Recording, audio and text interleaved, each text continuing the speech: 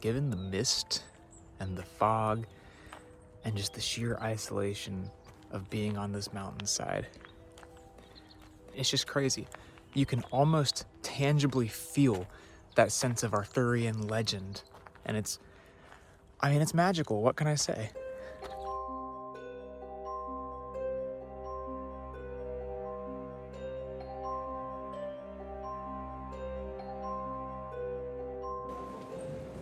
What's up, y'all, and welcome back to A Sense of Travel.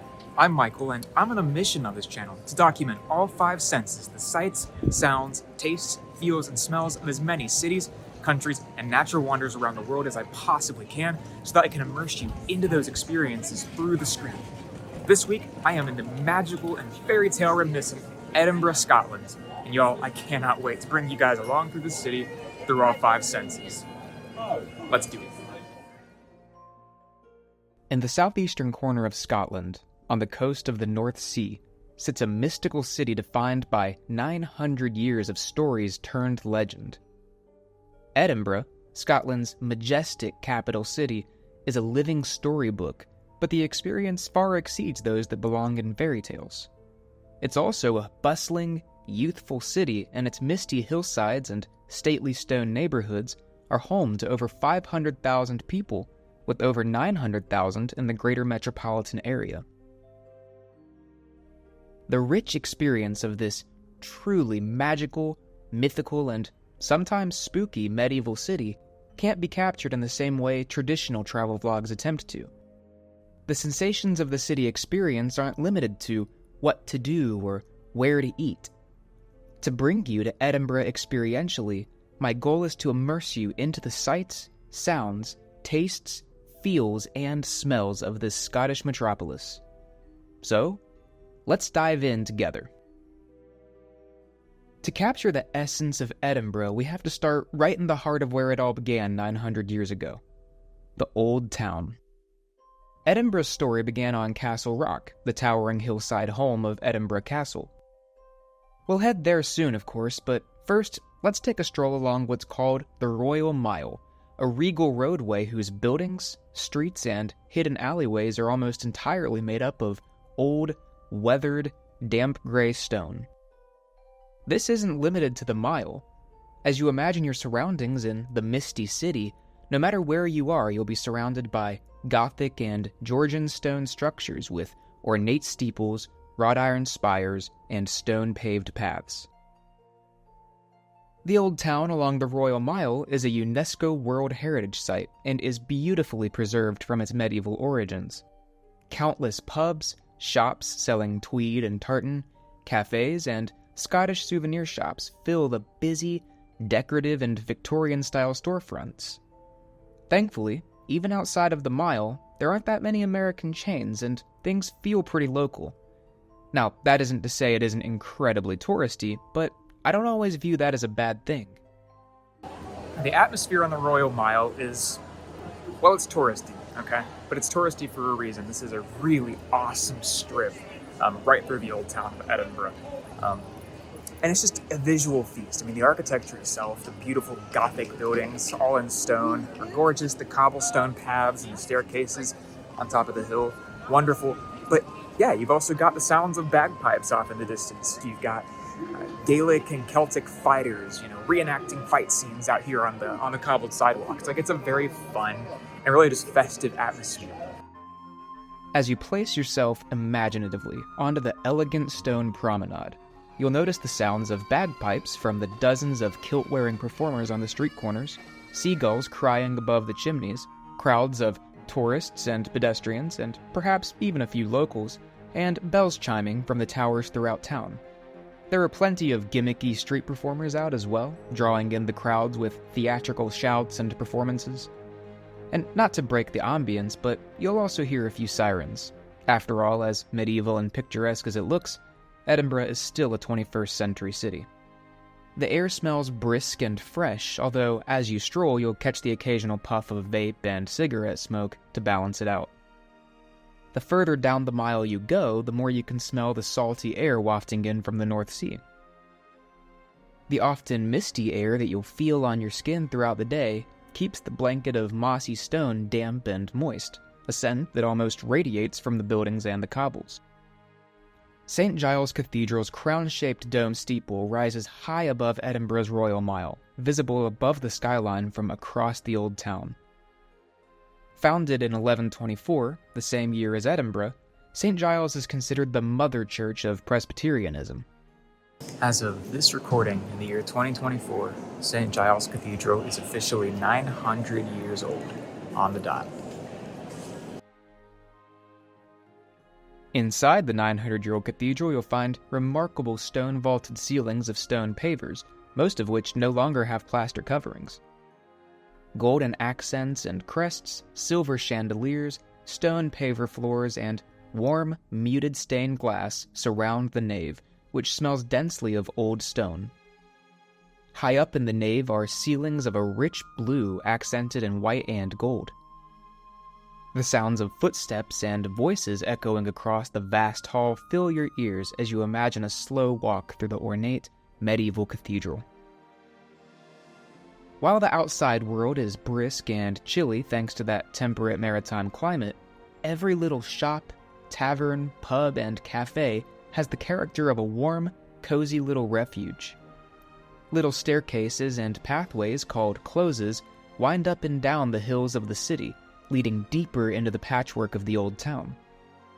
Victoria Street, below the High Street, is a colorful, cobbled, winding alley that many have considered to be the inspiration of Diagon Alley in Harry Potter.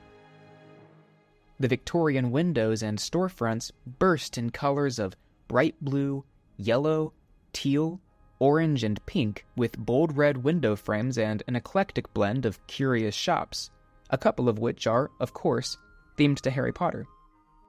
Speaking of Harry Potter, nearby is the Elephant House Cafe, where significant portions of the novels were written. The pinnacle of the Royal Mile, at the top of Castle Rock and regally overlooking what feels like a fairytale kingdom, is Edinburgh Castle.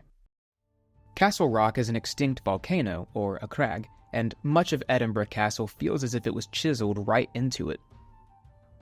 The musty, damp, mossy old fortress is gigantic, and like the rest of the city, the entire castle complex is cladded in very old stone. Surrounding a central stone-paved courtyard, accented by black lanterns, golden lacing, and royal crests, are the Great Hall, the Royal Palace, and the Scottish National War Memorial. These spaces are incredibly well preserved and can be starkly different from their exteriors. The Great Hall, for example, is bold and red, with dark oak wood finishes on its lower half. There's a magnificent stone fireplace on one end of the bold red hall, and a towering portrait of what I assume is the French Revolution on the other. Suits of armor line the walls beneath the high windows, and bronze chandeliers hang low from the remarkably well-preserved hammer beam ceiling. The oak timber ceilings here in the Great Hall are over 500 years old. Edinburgh Castle has a long, royal, and sometimes dark history. Originally built in the 11th century, the castle was the Scottish royal residence until 1633, and is still home to the glittering Scottish crown jewels. Over the course of the 16th and 18th centuries, however, Scotland had the original version of the Salem witch trials, where between 3,000 and 4,000 people were tortured, convicted, and executed as witches. Edinburgh Castle was the site of many of these gruesome executions. It seems like an appropriate time to mention the old dungeons deep into the stone, which smells like a super musty basement. The newer prisons are cold and bare and were once home to prisoners from as far as the Americas, particularly during the American Revolution. The balcony overlooks from the castle are spectacular. From above, Edinburgh is a sea of grey stone, weathered in soot and moisture, with dozens of sharp spires piercing the sky at every turn. Off in the distance, beyond the sea of stone, you can peek at the actual sea, a soft, deep blue. In the other direction, the green and rugged Arthur's Seat towers above the city, joining dozens of other low-rolling hills, a hazy blue in the mist. As you imagine yourself atop the castle fortress, imagine cold, windy air nipping across your skin. You'll smell the damp stone of the castle and the damp earth from Castle Rock itself. The sounds of footsteps on stone, chattering crowds, and construction noise from the city below fill your ears. Castle Rock isn't the only extinct volcano in Edinburgh. In fact, we'll be checking out all three. The tallest and perhaps the most jaw-dropping is Arthur's Seat. Legend has it that this was the site of the mythical Camelot, the castle of King Arthur. On a cool, misty, foggy Scottish day, it's easy to get lost in your imagination here into a world of the magic of Merlin, dragons, heroic knights, and mystical quests. Given the mist and the fog and just the sheer isolation of being on this mountainside, it's just crazy. You can almost tangibly feel that sense of Arthurian legend, and it's magical. What can I say?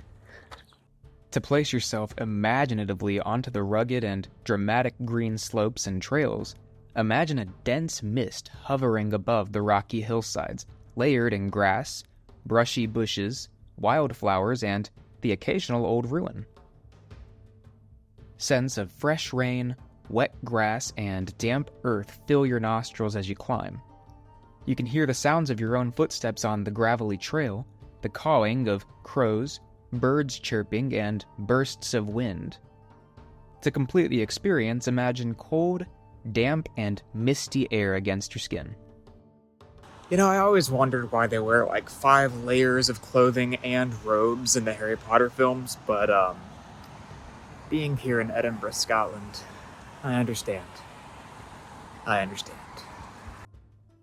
Sadly enough, the mist and the fog were so prevalent on my hike that the panoramic views of Edinburgh were hidden, but I found that there's a certain magic to the remoteness and isolation at the peak of the old hill. I met some awesome people at the peak of the hike as well, and we even went down to the pub afterwards for a pint. Alright, so let me give you some context. Alright, Princes Street is part of what's considered the new town of Edinburgh, but it was established around the 18th century, 1700s, so nothing about it's really new. But I guess, given the context of a city that turned 900 this year, it's pretty new. Edinburgh's new town, while still quite old by my American standards, was a planned part of the city. Much like other planned cities, a great deal of the area, particularly around Princes Street, sits on an organized grid. The architecture in this part of town, stretching all the way into the fancy, up-to-do West End, is classically Georgian. Old, sooty stone, black wrought iron gates, and old Georgian chimney stacks line up in rows, occasionally broken up by towering steeples and bronze domes. By now, of course, I'm sure you've gotten the idea. There's a whole lot of stone in Edinburgh. Now, very occasionally, houses or shops will have a stucco or a plaster facade, but even then, it's rare. Princes Street is the heartbeat of what's considered the new town and faces Castle Rock and the Old Town. Plenty of modern shops and commercial chains sit along this street, but there are also plenty of vistas on the other side that keep you placed firmly in Edinburgh. For one, the towering stone Scots monument, nearly black from moisture and age, towers above the street, an homage to Sir Walter Scott, the renowned Scottish writer. The bustle of Princes Street is captured within its soundscape. Cars and double-decker buses, which here are maroon and white, rumble along the cobbled stones, their engines echoing off the pavement and stone. The screech of Edinburgh's trams along their tracks, joined by their occasional bells, fill the misty air. Of course, you'll still hear the sounds of seagulls, chattering crowds, and bagpipes along the relatively modern strip. Much like its southern Europe counterparts of Rome and Lisbon, Edinburgh is a city among 7 hills. Castle Rock was the original, of course, but Calton Hill in the new town, the third of our extinct volcanic excursions, is quite impressive in its own right. On a sunny day, unlike my less than optimally timed hike up Arthur's Seat, you'll find gorgeous overlooks of Edinburgh. But it isn't just the silhouette of magical spires and Victorian chimneys in the distance that make this hill special. I once read that Edinburgh was considered the Athens of the North, and the Greek classic columns, perched on one of the hillside peaks like a dark stone acropolis, fits the reputation. Nelson's monument, which almost resembles a stone lighthouse, rises nearby. Now, to really experience the sensation of this beautiful hillside park, imagine the sense of autumn leaves, pine, a bit of salty air, and rippling grass. The air is quite breezy up here, and you'll hear the sounds of footsteps on gravel, that breeze whipping past your ears, and plenty of crowds. Along Princess Street, the Princess Street Gardens are lush and green and were once the site of a lake. They were also one of the many sites of Edinburgh's equivalent to the Salem witch trials. Now, right along Princess Street in the new town is the Princess Street Gardens, and these gardens kind of sit in a valley in between the old town and the new town. But they provide some of the most unobstructed and truly beautiful views of Edinburgh Castle, and then of course the old town on the cliffside. And it's really majestic. I would say the ambience of the park is peaceful, but there are so many people, so much construction noise. So the only serenity you're going to find in this garden is from the views. By evening, Edinburgh's stone spires, columns, and towers begin to glow in a golden light. The city is a truly majestic sight to behold, and in some cases a bit spooky. I'm not the kind of guy who likes hanging out in graveyards at night, but Greyfriars was the home of some famous Harry Potter lore, like the name Tom Riddle, for example. But, outside of the creepy graveyards, I'd say an evening in Edinburgh is more regal than spooky. After all, nighttime in Edinburgh means that the stately castle towers above the city in a comforting amber glow. There's also a great deal of youthful energy thanks to the adjacent University of Edinburgh. There is so much more I could have explored in Edinburgh's old and new towns, but some ill-timed ScotRail cancellations kept me in the Highlands a little longer than I should have been. Not that I was too upset to be stuck in one of the most beautiful regions of the world, that is. Scotland was once an independent kingdom and has a distinctive identity that's quite separate from the other constituent countries in the United Kingdom. Just chatting with locals in the cafes, you get the notion that there's a lot of tradition that isn't just being upheld, it's also being revived. So I just met and had coffee with this lady who is a piper, so she plays the bagpipes, and I thought that was really cool, but also she's practicing tartan making. Like she's making, kilts, and sewing them and creating fun different patterns. And I just thought that was really cool, very quintessentially Scottish. And I was asking her about whether or not kilts are actually still worn by people and by, young people specifically. And yeah, kilts are actually a part of the high fashion in Scotland still, and especially if you're a piper. So I don't know, I thought that was pretty cool. There have actually been movements in recent decades for a return to full Scottish independence. But that isn't a debate I'm qualified to chime in on. The point here is that Scotland's cultural identity is strong, from its Celtic traditions, kilt-wearing bagpipers, that absolutely wonderful accent, the Scotch Gaelic language, and some of its most prized inventions. Scotch whisky is absolutely one of those prized inventions.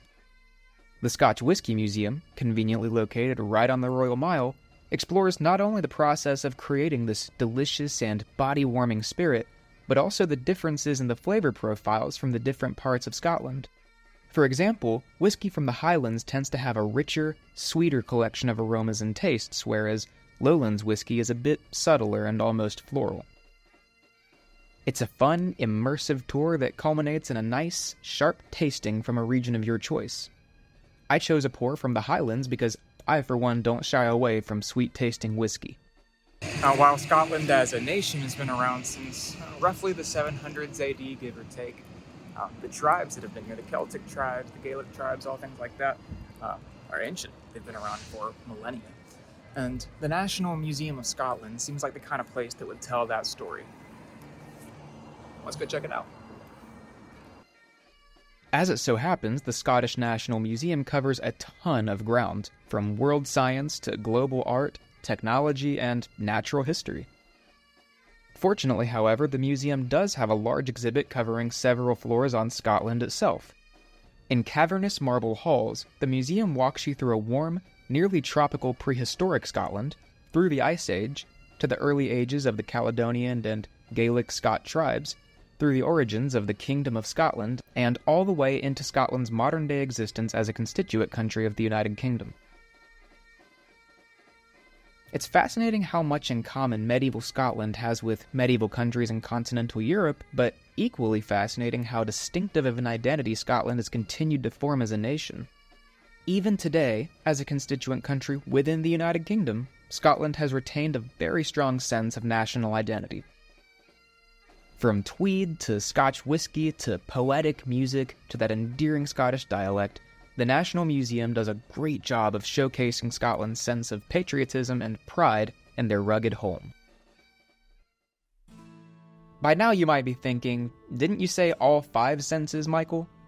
I did, and I saved my favorite part for last. Scotland can be quite cold and rugged. That only makes sense that the food is warm and hearty to balance it. And, indeed, Scottish food may be some of the heaviest in the world. Food in the United Kingdom tends to have a bland reputation, but this is another shining example of Scotland's distinctive identity. The food is delicious, even if you're aware of what it's made of.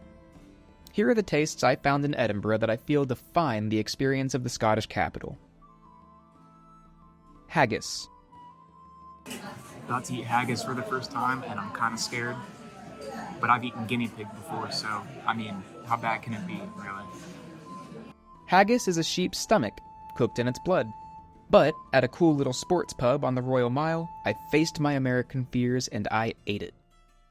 Doused in potatoes and gravy, haggis tastes like, well, potatoes and gravy. It has the consistency of ground beef, and honestly, I quite liked it. It does have a slight irony taste after, because, you know, blood. Cullen skink. This hearty, thick, hot soup consists of leeks, potatoes, smoked haddock, and onions. Served with brown bread, the Cullen skink perfectly balances each of those flavors and will warm you right up on a chilly Scottish evening. Scotch whiskey. Speaking of the things that'll warm you right up, whether it's at the whiskey experience, in a pub, or off the top shelf of your own kitchen collection, Scotch whiskey is delicious, smooth, and capable of turning the mistiest of days into a warm, sunny refuge. Black pudding. A full Scottish breakfast includes baked beans, bacon, eggs, sausage, hash browns, toast, a little scone, and, of course, black pudding. Made from pork or beef blood, fat, and oats, this blood sausage is bitter, peppery, and almost has a grainy consistency, but it's still quite good. It's one of those foods where you're just better off not thinking about it too hard while you enjoy it. Scotch pies. Scotch pies can be a quick pick-me-up, or if you're willing to eat several like me, a full-on meal. These little flaky pies are filled with seasoned beef fat and are very warm, hearty, and filling, a common theme amongst Scottish food. Scottish porridge. Porridge may seem like a pretty common component of breakfast just about anywhere, but Scottish oats are a bit different. These oats are ground from oat groats rather than cut, and it's done right here in Scotland. Filled in with seeds, fruits, and berries, this warm bowl of porridge is cozy and filling, and is the perfect pairing for a mug of coffee on a rainy morning. As with most of the world's major cities, capturing the full Edinburgh experience in just a few days isn't possible. Every city is complex, multi-layered, and rich in its identity, history, and story, and the Scottish capital is no exception. My hope, however, is that by diving in with me through all 5 senses, you were able to place yourself imaginatively into those misty Arthurian hills, onto the medieval cobbled streets and alleyways, and atop the majestic overlooks of Edinburgh Castle, and feel as if you were right there alongside me. As always, thanks so much for watching. I'll see you next time.